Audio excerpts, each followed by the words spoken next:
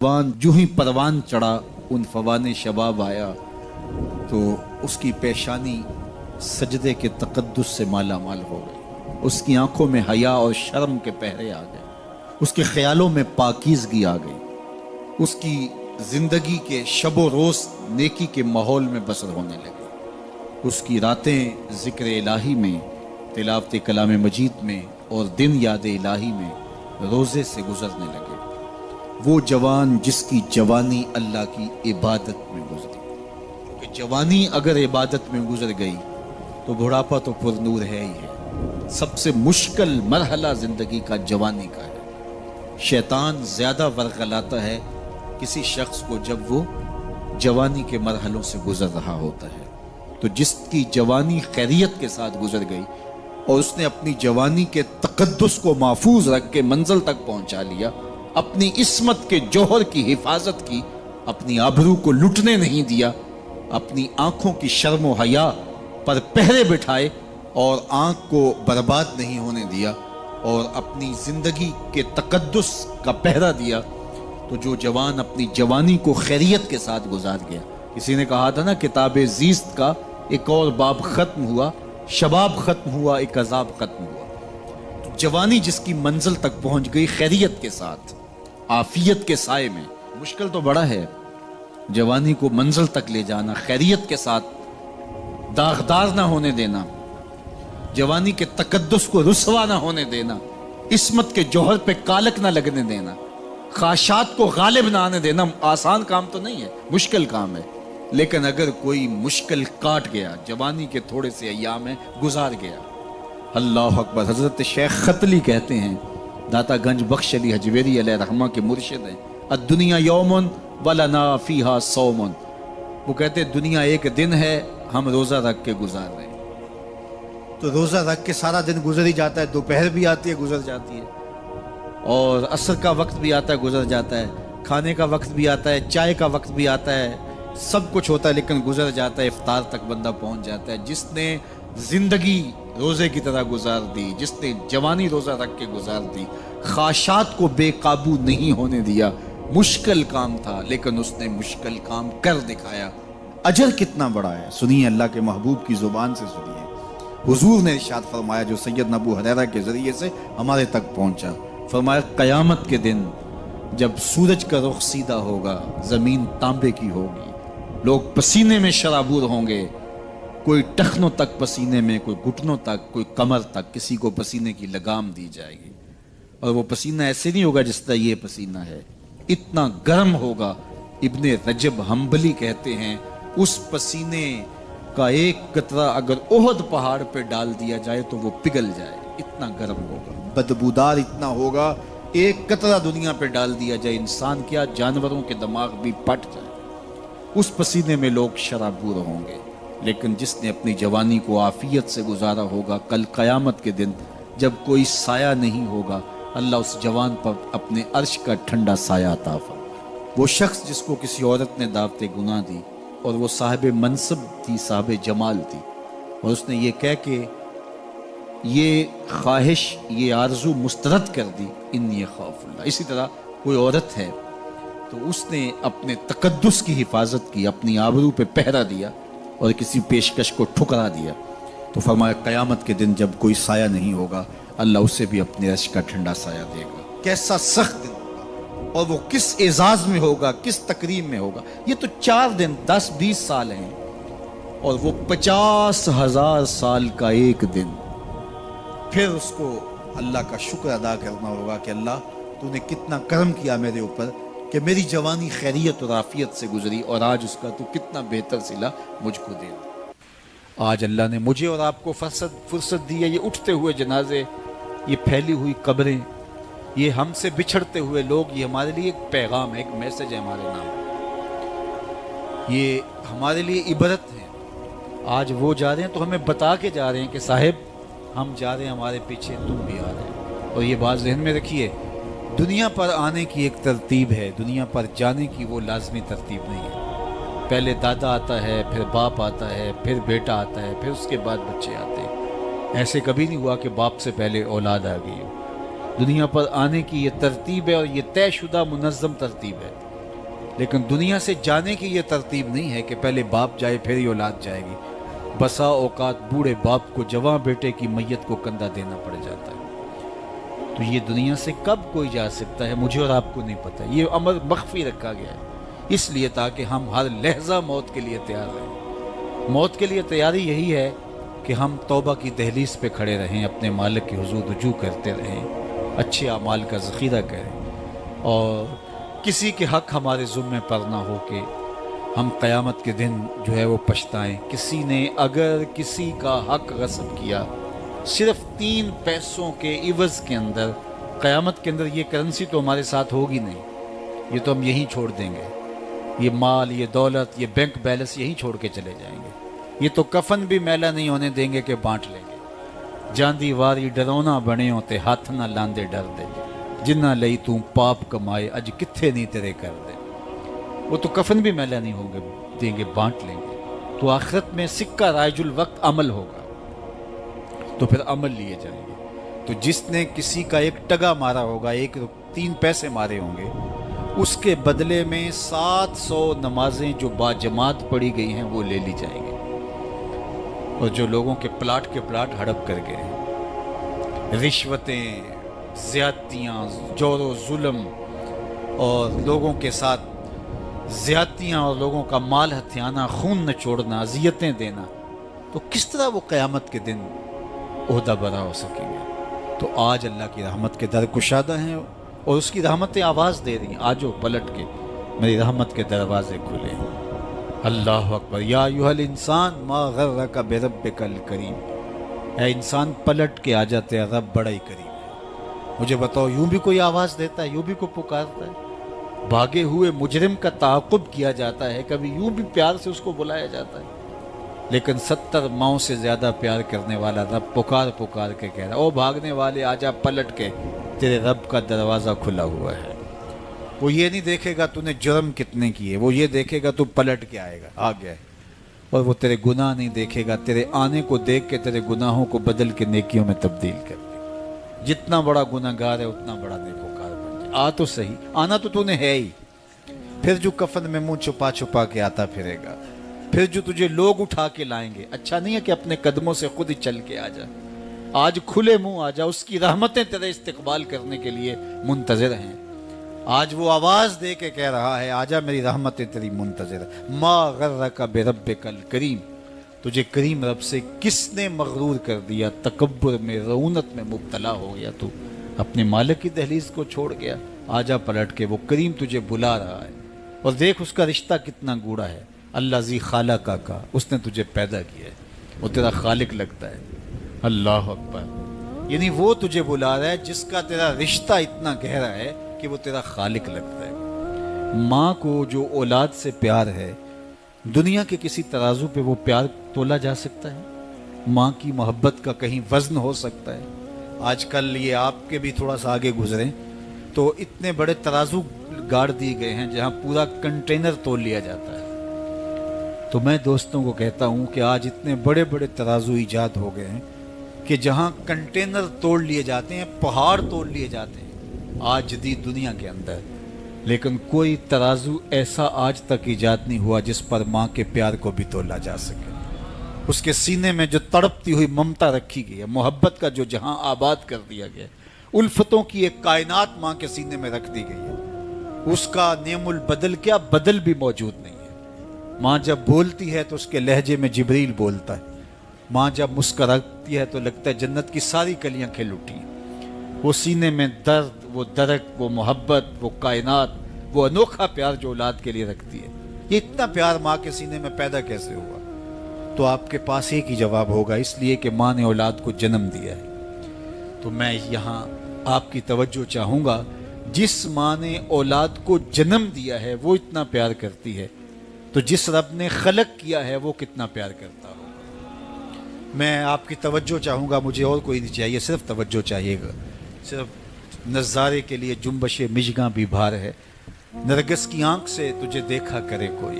تو میری آرزو یہ ہے کہ آپ کی تمام تر توجہ میری جانب مبذول ہوں تھوڑے وقت میں. جس شدت کی گرمی میں آپ بیٹھے ہیں مجھے اس کا احساس ہے, تو میں چاہوں گا کہ چند باتیں آپ تک پہنچ جائے. تو جو ماں اتنا پیار کرتی ہے وہ اس لیے کہ ماں نے جنم دیا ہے. تو جس نے جنم دیا ہے وہ اتنا پیار کرتی ہے، تو جس رب نے خلق کیا ہے وہ کتنا پیار. تو ماں کی دہلیز چھوڑ کے بیٹا بھاگ جائے تو ماں آواز دیتی نا، پتر کہاں بھاگ رہا ہے، آجا پلٹ کے، اتنی ٹھنڈی چھاؤں کہیں نہیں ملے گی، اتنا پیار تجھے کہیں سے نہیں مل سکتا، آجا پلٹ کے. مائیں تو مائیں ہوتی ہیں، اور اولاد کے لیے ان کے سینے میں جو تڑپتی ہوئی ممتا ہوتی ہے اور پیار کا جو ایک آباد جہاں ہوتا ہے، وہ ایک الگ ہی کائنات ہے، وہ ایک الگ ہی جہاں ہے. وہ کہتے ہیں نا کہ کسی نے کہا کہ میں تو تیرے سے تب راضی ہوں گی کہ تو اپنی ماں کا کلیجہ نکال کے لائے گا. تو وہ بدمست عاشق اپنی ماں کی آرزو، اپنی محبوبہ کی آرزو کو پورا کرنے کے لیے اس عمل سے بھی گزر گیا اور ماں کا کلیجہ چیرا اور تشتری میں رکھ کے اپنی محبوبہ کے لیے اس کا کلیجہ لا رہا تھا. تو راستے میں ٹھوکر لگی تو ماں کے کلیجے سے آواز آئی کہ پتر سٹ تو نہیں لگی. یہ ماں کے پیار کا روپ ہے، یہ ماں کی محبت کے بکھرے ہوئے رنگ ہیں، یہ چھلکتا ہوا اجالا اور نور اور روشنی ہے. ماں اتنا پیار کرتی ہے. اللہ اکبر. تو ماں کو اتنا پیار اس لیے ہے کہ اس نے جنم دیا اور رب نے تو خلق کیا دستے قدرت سے. تو ماں کی دہلیز چھوڑ کے بچہ بھاگ جائے تو ماں کہتی ہے پتر آجا واپس پلٹ کے. اور جب بیٹا پلٹ کے آتا ہے تو ماں سب بھول جاتی ہے کہ اس نے کیا کیا تھا. تو جو 70 ماؤں سے زیادہ پیار کرتا ہے اس کی بھی آوازیں آ رہی ہیں، لا تقنطوا من رحمت اللہ، آجا پلٹ کے میری رحمت سے نا امید نہ ہونا. میں یہ نہیں دیکھوں گا تو مجرم کتنا بڑا ہے، میں یہ دیکھوں گا تو میری دہلیز سے پلٹ کے آ گیا ہے. تو اس کی رحمتیں بندے کو پکار رہی. تو یہ اٹھتے ہوئے جنازے، یہ پھیلی ہوئی قبریں، اور یہ ہم سے بچھڑتے ہوئے ہمارے احباب، دوست، بھائی، عزیز، یہ ہمیں بتاتے ہیں کہ میاں اس زندگی سے، زندگی کا متعین سفر کاٹ کر کے تم بالآخر اللہ کے حضور پلٹ کے آنے والے ہو. اخروی زندگی کے لیے اچھے اعمال کا ذخیرہ جمع کرو اور اپنی آخرت کی تیاری کرو. چونکہ موت جب آ جاتی ہے تو ایک لمحے کا بھی تقدم و تاخر نہیں ہوتا. موت ایک اٹل طے شدہ امر واقعی اور حقیقت واقعہ ہے. بہر صورت اس نے آ کے رہنا ہے، بلکہ اللہ تعالیٰ جل شانہ نے اس کو اچانک رکھ کر کے ہمیں ہر وقت مستعد اور فعال رہنے کی ترغیب دی کہ تاکہ ہم ہر لحظہ، ہر ساتھ اپنے آپ کو آمادہ رکھیں. کسی وقت بھی بلاوا آ سکتا ہے اور ہم موت کی اس گاڑی میں سوار ہو سکتے ہیں. اللہ اکبر. تو آئیے میں اور آپ اللہ کی بارگاہ میں دعا بھی کرتے ہیں اور اپنی زندگی کو بہتر بنانے کی منصوبہ بندی بھی کرتے ہیں. جب لوگ ہم سے جدا ہوتے ہیں تو ہمیں عبرت ہوتی ہے کہ ہم بھی جا رہے ہیں. حضرت یعقوب علیہ السلام نے حضرت اسرائیل سے عہد لے رکھا تھا کہ میری روح قبض کرنے کے لیے اچانک نہیں آنا، پہلے کوئی قاصد بھیج دینا تاکہ میں موت کی تیاری کر لوں. انبیاء تو تیاری ہوتے ہیں، کچھ چیزیں تعلیم امت کے لیے ہوتی. تو کہا کہ جی میرا وعدہ رہا. تو ایک عرصے کے بعد حضرت اسرائیل حاضر خدمت ہوئے اور کہا کہ حضور میں قبض روح کے لیے آیا ہوں. فرمایا تم نے تو وعدہ کیا تھا اچانک نہیں آؤں گا، تم اچانک آ گئے، کوئی قاصد نہیں بھیجا. تو کہا حضرت میں نے تو قاصد بھیجے تھے. فرمایا میرے پاس تو ایک بھی نہیں آیا. عرض کی حضور آپ کے سامنے کتنے لوگوں کی موت واقع ہوئی، یہ میرا قاصد نہیں تھا تو اور کیا تھا. آپ کی داڑھی میں سفید بال آ گئے، یہ میرا قاصد نہیں تھا تو اور کیا تھا. جب کمر میں خم آنے لگے، جب اعضاء مدمحل ہونے لگے، جب چلتے ہوئے ٹھوکنے لگے، جب زبان میں لکنت آنے لگے، جب یادداشت کھونے لگے، جب بالوں میں چاندی اترنے لگے، جب انسان کے اعضاء جواب دینے لگے، تو سمجھو یہ پیغام موت آ گیا ہے. اللہ اکبر. حضرت عمر رضی اللہ تعالیٰ عنہ دربار میں بیٹھے تھے تو ایک صاحب آیا اور اس نے کہا کہ یا عمر لا تنسا موتک، عمر اپنی موت کو نہیں بھولنا. اور یوں کانپنے لگے حضرت عمر جیسے بیت کی شاخ کانپتی ہے. اور اسے کہا کہ روز آ کے مجھے تذکیر کر جایا کر. وہ روز آتا ہے، بھرے دربار میں کھڑا ہو کے کہتا ہے عمر اپنی موت کو نہیں بھولنا. ایک دن آیا، آپ نے اس کو کہا میاں آج کے بعد نہیں آنا. کوئی اور شخص آنے لگا، فرمایا نہیں. تذکیر موت کی ضرورت نہیں رہی، فرمایا نہیں. مجھ سے کوئی گستاخی ہوگی، فرمایا نہیں. تو پھر مجھے چھٹی کیوں دی جا رہی ہے؟ تو حضرت عمر روئے اور یوں داڑھی پہ ہاتھ رکھا اور ایک بال الگ کر کے کہا یہ دیکھ میری داڑھی میں سفید بال آ گیا، اب یہ مجھے چین سے نہیں بیٹھنے دے گا. ہماری تو پوری داڑھی بھی سفید ہو جائے نا. میاں صاحب نے کہا ہڈیاں، کھڑکن، हड्डियां कंबन गोडे खड़कन ते उड़ गया लक तेरा, अजय भी बदियों बाज ना आयो जियो मरद दलेरा, फमा अस्बरहुम अलन्नार। अल्लाह कुरान में फरमाता कितना हौसला है लोगों का आग पर, कितनी डटाई के साथ कह देते हैं ये जहां मिठा गिला किसने डिठा। कब्रिस्तानों में जाके देखो किस किसने देखा है आखिर वाला जहां। हजरत सैयदना गौस आज़म शेख अब्दुल कादिर अल जीलानी अलैहि रहमा व रिदवान फरमाते, जाओ कब्रिस्तानों में जाकर देखो कैसे कैसे हसीनों की मिट्टी खराब हो रही है। जो बदन पे चुटकी मिट्टी नहीं पड़ने देते थे आज उनके कफन भी तार तार हो गए। खैर कुने फलां व गनीमत शुमार उम्र, जां बेशतर के बांग बरायत के फलां नमाज। तूने भी चले जाना है, यहाँ बैठ नहीं रहना। ये उठते हुए जनाजे तुझे इबरत देते हैं, ये फैली हुई कब्रें तुम्हें बताती हैं कि मियाँ तुम भी इसी मिट्टी का रिज्क बनने वाले हो, तुम ही यही चादर ओढ़ के सोने वाले हो। तुम दो लिबास के दो कपड़ों के अंदर, दो सफेद चादरों के अंदर मलबू। कहाँ गई वो पोशाकें, कहाँ गए वो ब्रांड, कहाँ गए वो तुम्हारे कीमती बेड, और कहाँ गए एसी लगे माहौल से आरास्ता कमरे। अमीर है या गरीब है वो 2 गज जमीन, और वही मिट्टी का ओढ़ना, मिट्टी का बिछोना, वही 2 गज कफन, वही कुल कायनात। और वहां जो किए हुए अमल हैं वही सिक्का राइजुल वक्त होगा। तो कबल इससे कि वो वक्त आ जाए और फिर हाथ मले, फलां चीख चीख के कहता था मुझे उसकी बात सुन लेनी चाहिए थी, फलां पुकार पुकार के कहता था उसकी आवाज पे कान धरना चाहिए था, फलां उठता हुआ जनाजा मुझे इबरत दे देता, फलां बंदे ने मुझे ये कहा था उसकी बात पे काश में अमल कर लिया होता। लेकिन उस दिन पछतावे से क्या होगा। आज का पछतावा कल की बेहतरी का जामिन हो सकता है, आज का पछतावा जिंदगी बदल हो सकता है, आज का पछतावा तौबा का सबब और जरिया हो सकता है, आज का पछतावा दिल के मैल उतार सकता है, और कल का पछतावा सवाए हसरत बढ़ाने के, सवाए दुख बढ़ाने के, सवाए तकलीफ में इजाफे के और कुछ नहीं होगा। इसलिए मैं और आप अपनी जिंदगी की मंसूबाबंदी करें। मुझे पता है मैं कहाँ खड़ा हूँ और आपको भी पता है कि हम कहाँ खड़े हैं।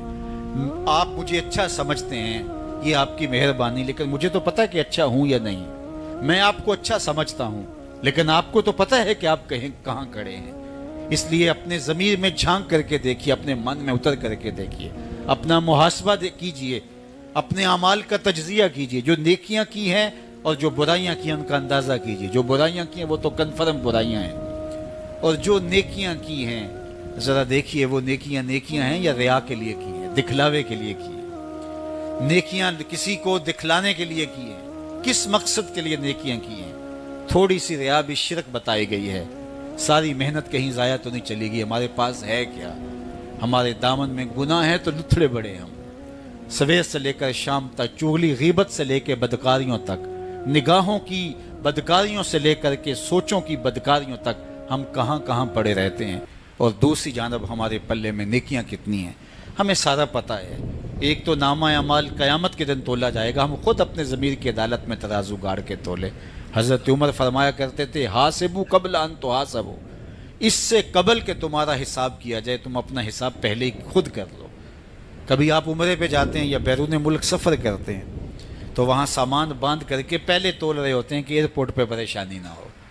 हालांकि एयरपोर्ट पे अगर 2-4 किलो सामान बढ़ भी गया तो कोई बात नहीं, 4 रियाल दे के आप सामान ला सकते हैं। लेकिन इसके बावजूद आप वहाँ किसी से तराजू मांग के बार बार अपने पीस तोल रहे होते हैं कि जनाब एयरपोर्ट पे जाके परेशानी ना हो। तो इस दुनिया पर भी अमाल तोल लो, कहीं नज़ा के वक्त परेशानी ना हो, का हशर के वक्त जब अमाल तुलने लगे तो वहाँ परेशानी ना हो। तो ये थोड़ा सा वक्त है, ये ज़िंदगी मुख्तसर है और हम तेज़ी के साथ मौत की तरफ बढ़ रहे हैं। हज़रत सैयदना अली मुर्तज़ा रज़ियल्लाहु ताला अन्हु फरमाते हैं, ये तुम्हारी सांसें जो हैं ये मौत की तरफ उठते हुए कदम हैं। तुम समझते हो हम बड़े हो रहे हैं, लेकिन हकीकत में तुम छोटे हो रहे हो। क्योंकि गिनती जब उल्टी शुरू हो जाए तो काम जल्दी ज़ीरो पर पहुंचता है। कभी आप इशारे पे रुके हों तो 60 से नीचे आ रही हो या 70 से या 120 से, तो काम तो ज़ीरो पे आ जाता है, और जब काम ज़ीरो पे आ जाता है तो फिर लाल बत्ती जल जाती है। अल्लाह अकबर। तो ये तेज़ी के साथ ज़िंदगी गुजर रही है और हम, कोई 60 से नीचे आ रहा है, कोई 55 से नीचे आ रहा है, कोई 50 से नीचे आ रहा है, और जब ज़ीरो तक आ जाएंगे फिर उससे आगे तो कुछ भी नहीं है। एक रिवायत में आता है, इन्नल्लाह युहिब्बुश्शाबत ताइब, अल्लाह ताला तौबा करने वाले जवान को पसंद करता है, उससे मोहब्बत करता है। تو وہ محبوب بارگاہ ہو جاتا ہے جو جوانی میں اللہ جل شانہ ہو کے حضور رجوع کرتا ہے. یا کسی نے کہا تھا در جوانی توبہ کردن شیوائے پیغمبری، وقت پیری گرگ ظالم می شود پرہیزگار. جوانی میں توبہ کرنا پیغمبروں کا شیوا ہے. جب بوڑھا ہو جائے، دانت ٹوٹ جائیں، پنجوں میں زور نہ رہے، تو بھیڑیا شکار چھوڑ کر کے شریف بن کے بیٹھ جائے، تو یہ تو اس کی مجبوری ہے. جوانی میں توبہ کرنا جب قوا مضبوط ہوں، جب شباب کی جولانیاں ہوں، جب آرزویں جواں ہوں، جب خواہشیں پگلی ہوں، اور پھر اس کے باوجود اپنی خواہشات کو کنٹرول میں رکھنا، اپنی آرزوؤں کو لگام ڈال دینا اور اپنی تمناؤں کو حصار میں رکھنا اور اللہ سے ڈر کے گناہوں کو چھوڑنا اور اس کے حضور سجدہ ریزیاں، اس کے حضور خشوع و خضوع کے ساتھ زندگی کے لمحات بسر کرنا، یہ خوش نصیب لوگوں کا مقسوم ہوتا ہے. تو وہ جوان جس کی جوانی یاد الہی میں گزری، جس کی جوانی ذکر الہی میں گزری، مصلی پہ گزری، تہجد کے لمحات میں وہ اٹھ کے اللہ کے حضور دعائیں کرتا رہا، التجائیں کرتا رہا، وہ جوان قیامت کے کڑکتے اس ماحول میں اللہ کے عرش کے ٹھنڈے سائے تلے ہوگا. تیسرا شخص جس کو اللہ تعالیٰ قیامت کے دن اپنے عرش کا ٹھنڈا سایہ عطا کرے گا، وَرَجُلٌ قَلْبُهُ مُعَلَّقٌ بِالْمَسَاجِدِ، وہ شخص جس کا دل مسجد کے ساتھ جڑا ہوا ہے، مسجد کے ساتھ لٹکا ہوا ہے. مسجد کی ملازمت، مسجد کی حاضری، مسجد کی صفائی، مسجد کی ستھرائی، مسجد کی پاکیزگی کے لیے کوشش، مسجد کی تعمیر، مسجد کی تزئین اور مسجد کی آبادی کے لیے دن رات کوشاں رہا. ایک نماز کے بعد دوسری نماز کا انتظار کرتا ہے. تو یہ خوش نصیب وہ ہے جس کا دل جڑا ہوا ہے مسجد کے ساتھ. ایک جلیل القدر نام آپ نے سنا ہے، اور وہ ہے ربیع بن خثیم رضی اللہ تعالیٰ عنہ. انہیں حمامت المسجد کہا جاتا تھا، مسجد کا کبوتر. تو یہ کہا کرتے تھے اس قدر مسجد میں رہتے تو کہتے مجھے اچھا لگتا ہے کہ میں اللہ کے گھر میں رہوں. تو یہ فرمایا کرتے تھے کہ جس دن اذان ہو اور مجھے مسجد میں نہ پاؤ تو سمجھ لینا کہ میرا انتقال ہو گیا. یہ ہو نہیں سکتا کہ ندائے نماز ہو، اذان پکاری جائے اور مجھے آپ مسجد میں نہ دیکھو. تو مسجد کی حاضری یہ ان کا شعار حیات تھا، اس لیے ان کو حمامت المسجد، مسجد کا کبوتر کہا گیا. تو کتنے خوش نصیب لوگ ہیں جو مسجد سے جڑے ہوتے ہیں. فرمایا کچھ لوگ ہیں جو مسجد سے یوں جڑے ہوئے ہوتے ہیں جس طرح لکڑی میں کیل ٹھکا ہوتا ہے. تو چوب کے اندر جس طرح کیل جڑا ہوا ہوتا ہے، اسی طرح وہ مسجد کے ساتھ جڑے ہوئے ہوتے ہیں. تو کبھی وہ بیمار ہو جائیں اور وہ مسجد حاضر نہ ہو پائیں تو اللہ کے کچھ فرشتے ہیں جو ان کی عیادت کرنے کے لیے ان کے گھروں میں جاتے ہیں. یہ خوش نصیب لوگ ہیں جو مسجد کے ساتھ اپنے آپ کو وابستہ رکھتے ہیں. فرمایا انما یامر مساجد اللہ، اللہ کی مسجدوں کو بس وہی لوگ آباد کرتے ہیں من آمن باللہ والیوم الآخر، جو اللہ پر ایمان رکھتے ہیں اور پچھلے دن پر ایمان رکھتے ہیں. تو اللہ اور پچھلے دن پر، آخرت پر ایمان رکھنے والے مسجدوں کے ساتھ وابستہ رہتے ہیں، مسجدوں کے ساتھ جڑے رہتے ہیں. اور آقا کریم علیہ السلام نے مسجد کی تعمیر کی فضیلت بیان کرتے ہوئے ارشاد فرمایا من بنا مسجدن یبتغی بہ وجہ اللہ، جس نے اللہ کی رضا کے لیے مسجد تعمیر کی، نام و نمود کے لیے نہیں، کسی اور غرض کے لیے نہیں، اللہ کی رضا جوئی کے لیے مسجد کی تعمیر کی، بن اللہ لہ مثلہ فی الجنہ، اللہ اس کے لیے جنت میں گھر بنائے گا. تو یہ بلکہ پوری مسجد بھی نہیں، آدھی اینٹ کے برابر بھی اگر کسی نے مسجد کی تعمیر میں حصہ ڈالا تو ایک جانور کے گھونسلے کے برابر بھی کسی نے مسجد کی تعمیر کی تو اس کے لیے بھی یہ فضیلت بتائی گئی کہ جنت میں اس کو محل دیا جائے گا، قصر دیا جائے گا. تو یہ اللہ کے پاکیزہ گھر ہیں. مساجد بیت اللہ کی بیٹیاں ہیں، کعبۃ اللہ کی بیٹیاں ہیں. یہ اللہ کے پاکیزہ گھر ہیں، خیر الاماکن، بہترین جگہیں اس کائنات میں اللہ کے گھر مسجدیں، اور بدترین جگہیں بازار بتائی گئے اور حکم دیا گیا ہے کہ بازار میں دیر سے جاؤ جلدی واپس آ جاؤ، اور مسجد میں جلدی آؤ دیر سے واپس جاؤ. تمہارے جو لمحے اللہ کے گھر میں گزریں گے وہ عبادت میں گزریں گے، وہ ذکر و فکر میں گزریں گے. تمہارے اٹھنے والے وہ قدم جو مسجد کی طرف اٹھتے ہیں وہ قیامت کے دن ظلمت سے نجات کے ضامن ہوں گے. وہ چراغ بن کے تمہاری زندگی، آخرت کی زندگی کے اندر چراغاں کر دیں گے. تمہیں جنت کی طرف لے جانے والے وہ قدم ہیں جو مسجد کی طرف اٹھتے ہیں، مسجد کی طرف بڑھتے ہیں. تو اللہ کے پاکیزہ گھروں کی طرف ہمارا رب، ہمارے قلب کا تعلق، ہماری محبت کا رشتہ، یہ ہمارے دین کا تقاضا ہے. اللہ اور پچھلے دن پر، آخرت پر مضبوط عقیدہ مسجد سے ہمیں جوڑتا ہے. کبھی کسی مجبوری کی وجہ سے مسجد جانے سے قاصر ہوں، بیمار پڑ گئے ہیں، مسجد نہیں جا سکتے، یا حالات ایسے ہیں جس طرح آج کل کے حالات ہیں کہ مسجد میں جانا کسی وجہ سے موقوف ہو گیا، تو مومن اس پر خوشی محسوس نہیں کرے گا. وہ بیماری کی وجہ سے یا کسی اور سبب سے مسجد نہیں جا پا رہا تو اس کا اندر بے چین ہوگا، اور وہ دعائیں کرے گا، مالک وہ لمحے آئیں کہ تیرے پاکیزہ گھر میں میری حاضری ہو، تیرے دربار میں حاضر ہوں، تیری چوکھٹ پہ جا کے سلامی پیش کروں، میری پیشانی تیرے حضور مسجد کے فرش کو چھوئے اور تیری بندگی کے ترانے گائے. تو وہ یہ آرزو کرے گا، اگرچہ شریعت اس کو رخصت بھی دیتی ہو لیکن پھر بھی اس کی تمنا تو ہوگی. وہ اس پر شکر نہیں بجا لائے گا، بغلے نہیں بجائے گا کہ چلو ایک بہانہ مل گیا، نہیں، بلکہ وہ اس پہ خوش نہیں ہوگا، الٹا اس کی طبیعت کے اندر ایک بے چینی اور اس طرح پیدا ہوگی چونکہ وہ جڑا ہوا ہے، اس کا دل جڑا ہوا مسجد کے ساتھ. تو ایسا شخص جس کا دل مسجد کے ساتھ جڑا ہوا ہے، تو میرے اور آپ کے آقا و مولا نے فرمایا قیامت کے دن جب کوئی سایہ نہیں ہوگا، اللہ اس کو اپنے عرش اجتمع علیہ و تفرق علیہ. وہ شخص، وہ دو اشخاص جو محبت کرتے ہیں تو اللہ کے لیے، آپس میں جب ملتے ہیں تو اللہ کے لیے، جدا ہوتے ہیں تو اللہ کے لیے.